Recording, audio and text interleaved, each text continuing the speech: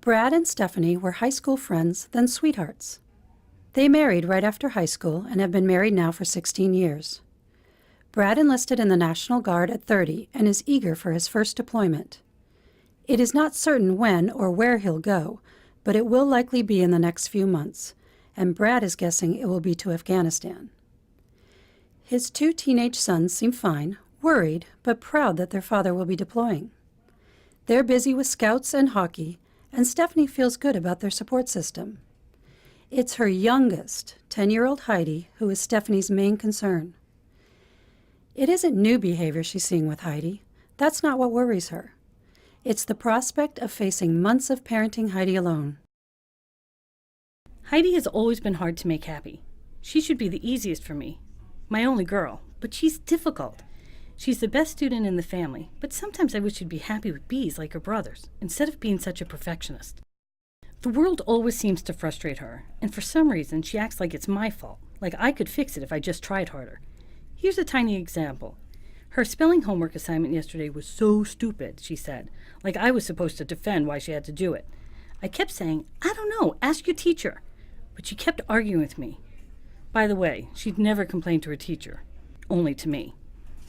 Watching her do homework is painful. I see her grumbling and erasing and grumbling, never satisfied. Then she brings it back with a big A on it. She's pleased then, but it doesn't last. The main thing is she pushes my buttons, but not Brad's. He can shrug her off or make a joke, so it's going to be hard to have him gone. Brad thinks this is payback for dragging Heidi to all the boys' hockey games.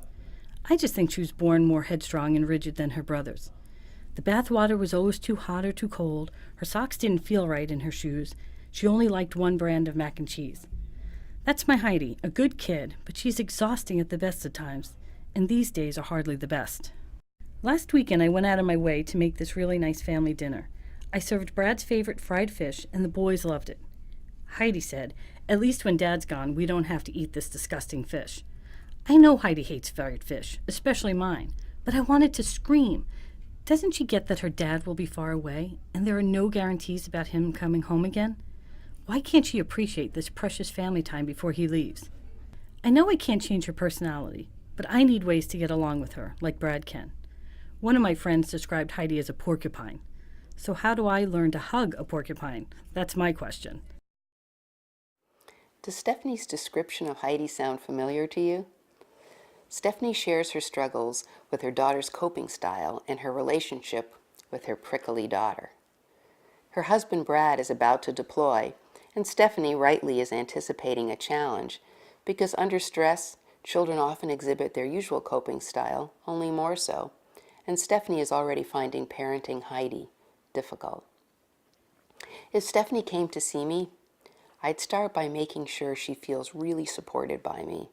It is never easy to share that your relationship with your child is difficult, and sometimes when a child is kind of draining for a parent, that parent doesn't want to expend even more energy to work on improving things between them. Heidi is lucky that Stephanie cares enough to ask for help.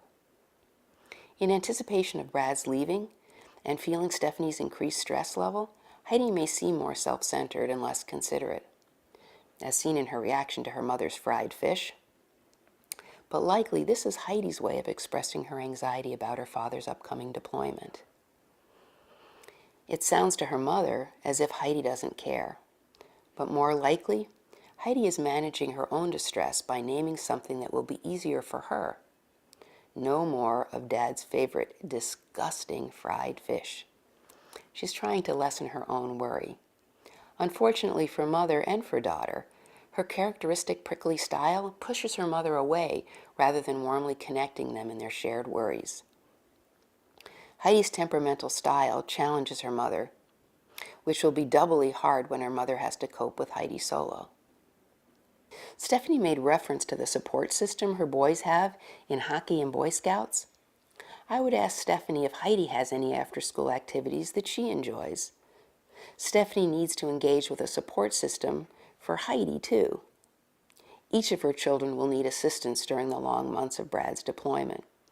If Heidi's not participating in an after-school activity, it might be possible to consider adding one now, or thinking about Heidi's good friends, their parents, and their families, as likely prospects for her deployment support system.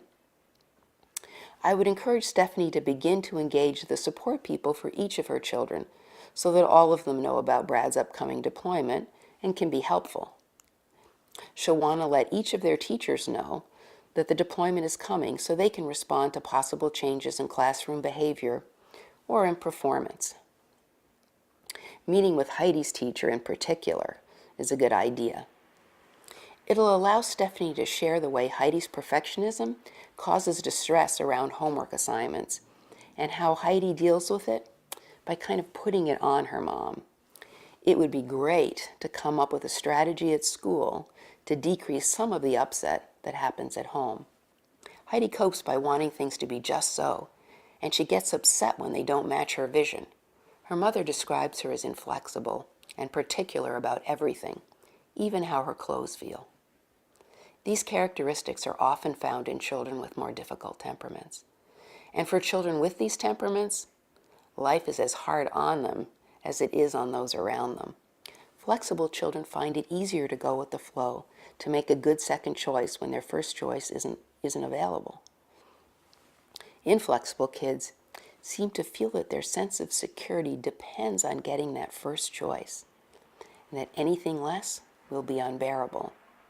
And they're often incredibly good at convincing us that this is the case. But in fact, what they need most are steady parents who don't get overwhelmed along with them. Heidi often feels upset, and she doesn't want to be alone with that feeling. She wants her mother's company. It's not a conscious wish, but it drives her to keep pushing her mother until her mother is the one feeling put upon and frustrated. And that makes Heidi feel a little better. Her mother gets it. This emotional transfer is a normal experience that occurs between people who love each other. Think how often we share a loved one's happiness or pride in their success. This is a shared emotional experience too, but it's a positive one, so it's easy. Children with negative or uncomfortable feelings don't want to feel alone either, so they try to bond with loved ones, especially moms. Heidi feels distress often, and she knows her mother doesn't feel the same way. A frustrating spelling assignment doesn't get to her mom the way it gets to Heidi. So Heidi keeps engaging her negatively and unconsciously until she sees in her mother the same distress she feels herself. We need to help Heidi find a new way to communicate her feelings and to not feel so alone in her distress. One way to help children identify their feelings and express their intensity is to make a giant feelings thermometer, literally a floor-to-ceiling scale, which Stephanie can make out of regular paper and tape and just attach to the wall. The markings on the thermometer should range from 1 at the very bottom to 10 at the top, and it corresponds to the intensity of the child's feeling. Stephanie might say, "Oh, Heidi, this homework is upsetting you. Show me where it falls on the scale." When Heidi shows her mom that her feeling is at 9 or 10, her mother can use the expression in her voice and her words to let Heidi know she gets it. She gets that it's really upsetting. The thermometer lets Heidi express the intensity of her experience without exhausting or pushing away her mom. You can find out more about feelings thermometers in the Home-Based Community Center. We're always interested in your ideas too. We know teens feel their feelings intensely, so we want to give younger children like Heidi the tools they'll need to express themselves safely in just a few years. Face charts can also help children learn crucial emotional language beyond mad, sad, and glad. You can print off a face chart at the community center too and ask family members to point to the faces that capture their current emotion. It's helpful and often funny. So, first I wanted Stephanie to feel especially well supported. It's hard to be the parent of a child with a difficult temperament, and in my experience, sometimes professionals can seem to be blaming the parent for her child's temperament. Next was explaining why Heidi expresses her distress in a way that's distressing to her mother. Then, encouraging Stephanie to be proactive in creating support systems for each of her children, but especially for Heidi. And finally, suggesting a strategy for helping Heidi express her intense feelings without pushing her mother away. In my experience, children with difficult temperaments are happier when they're adults. They're good at identifying their personal goals and willing to work very hard to achieve them. I'm really confident that Stephanie can learn to hug her lovable porcupine. Did Heidi remind you of your child or another child you know? Please let us know if this video was helpful to you by rating it, and also let us know if you'd recommend it to another parent or a friend. Thank you for sharing your feedback. It's important to us.